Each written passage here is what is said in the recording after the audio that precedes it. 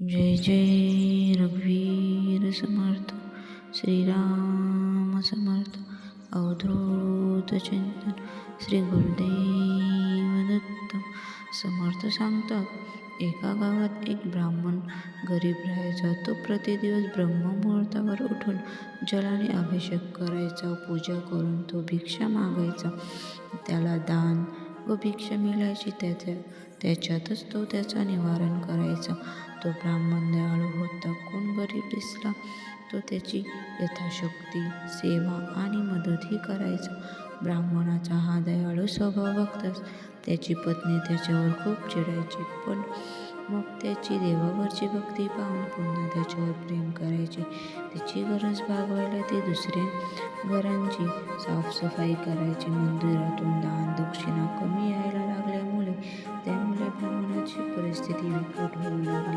आर्थिक परिस्थिती असल्या कारणाने ब्राह्मण पण दुःखी राहत होती. आपले नित्यकर्म करण्यास एक दिवस ब्राह्मण नदी किनारी जात होता. तेव्हा नदी किनारी माता पार्वती देवशंकर चालत होते. तेव्हा त्यांची नजर त्या गरीब ब्राह्मणाकडे गेली. त्याचा असा उदास चेहरा पाहून मातेला सर्व कळाले. हे स्वामी, हा ब्राह्मण तुमची न चुकता रोज सकाळी तुमची सेवा करतो. मग तुम्ही अजूनपर्यंत त्याची मदत का नाही केली? पार्वती, तू चिंता करू नकोस. आजपर्यंत त्यांनी जितके बेलाचे पाने मला अर्पण केले तितके धन त्याला आज मिळणार आहे.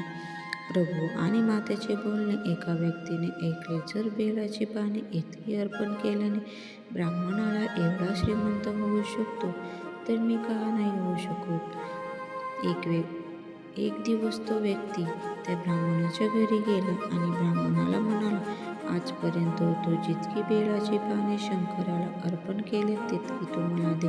त्याबदली मी तुला 500 सोन्याची नाणी देईन. ब्राह्मणाला पैशाची गरज असल्या कारणाने ब्राह्मणाने बेलाची पाने त्या व्यक्तीला दिली. तो व्यक्ती ती पाने घेऊन शंकराच्या मंदिरात गेला आणि पिंडीला ती पाने सर्व अर्पण करून श्रीमंत व्हायची वाट बघत बसला. असंच बसून तो व्यक्ती रात्र होईपर्यंत चमत्कार होण्याची वाट बघत बसला.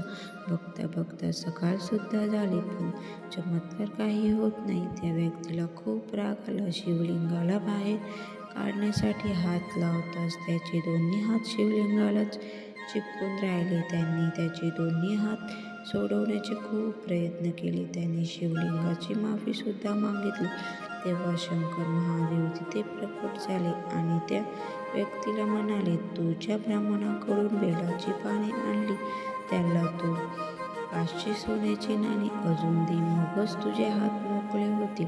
नेहमीप्रमाणे तो ब्राह्मण 4 वाजता उठून नित्यनेमाने ब्रह्ममुहूर्तावर पूजा करायला गेला. तेव्हा त्याने त्या व्यक्तीला रडताना पाहिले. त्या व्यक्तीने ब्राह्मणाला विनंती केली की तू माझ्या मुलाला इथे 500 सोन्याची नाणी आणायला सांग.